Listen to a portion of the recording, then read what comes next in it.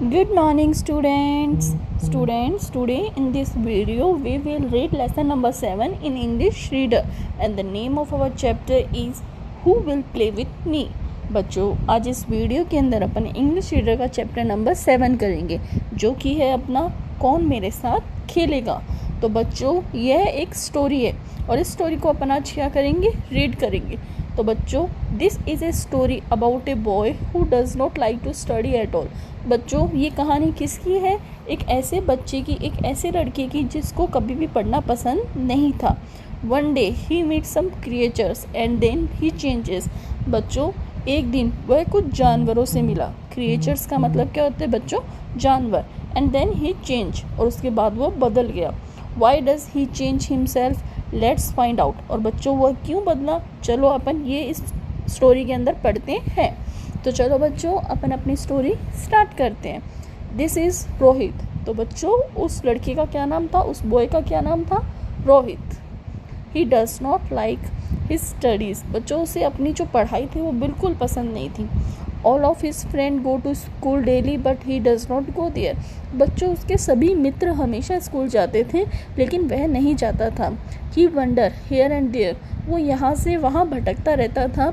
One day he goes to the garden near his home. बच्चों, एक दिन वह अपने पास के बगीचे में गया। He find no other children in the garden to play with me. उसे उसे ढूंढा कि उसके साथ कोई भी बच्चा नहीं है खेलने वाला उस गार्डन के अंदर। He sit on a bench under the big banyan tree.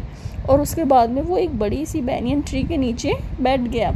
After some time, कुछ समय बाद में, ही नोटिस ए पिकॉक डांसिंग।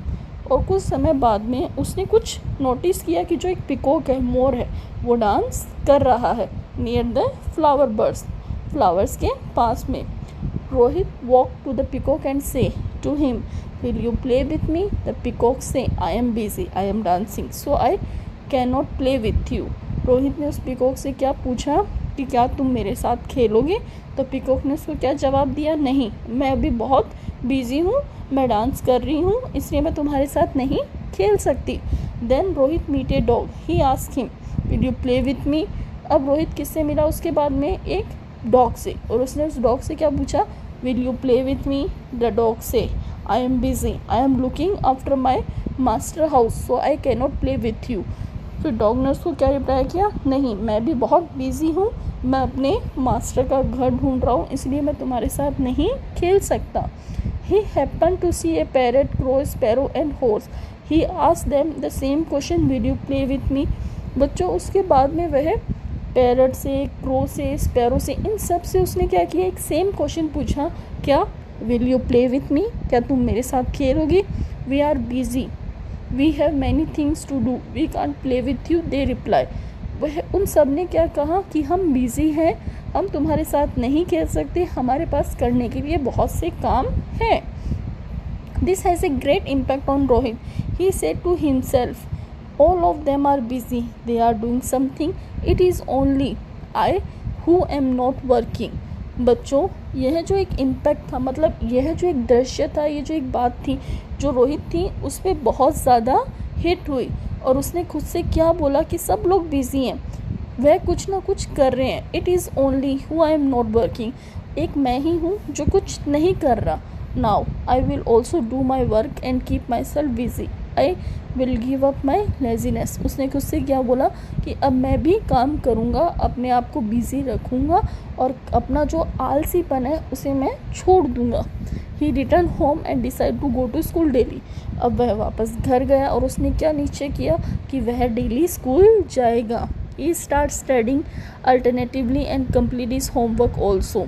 बच्चों, उसके बाद उसने अपना काम कंप्लीट करना शुरू कर दिया, पढ़ना शुरू कर दिया। ही लर्न हिज लेसन रेगुलरली। उसके बाद वह अपने जो लेसन्स थे, पाठ थे, उन्हें याद करने लगा। इन द इवनिंग, और शाम को, he goes to the playground and find his friend there. और शाम को वह उस बगीचे में जाता था और उसे वहाँ कौन मिलते थे? उसके सारे साथी। He play with them for about an और वहाँ पे वह उनके साथ घंटों तक खेलता था। आफ्टर रिटर्निंग होम, और जब वह घर जाता था, ही टेक हिज डिनर, वह खाना खाता था, एंड देन रिवाइज, और उसके बाद में वह याद करता था what he study at school, जो उसने स्कूल के अंदर पढ़ा है। With the change in his behaviour, और उसके इस बिहेवियर में चेंज के now he is now like by everyone, और जैसे ही उसका ये बिहेवियर चेंज हुआ, मतलब बर्ताव चेंज हुआ, उसको सब लोग पसंद करने लगे.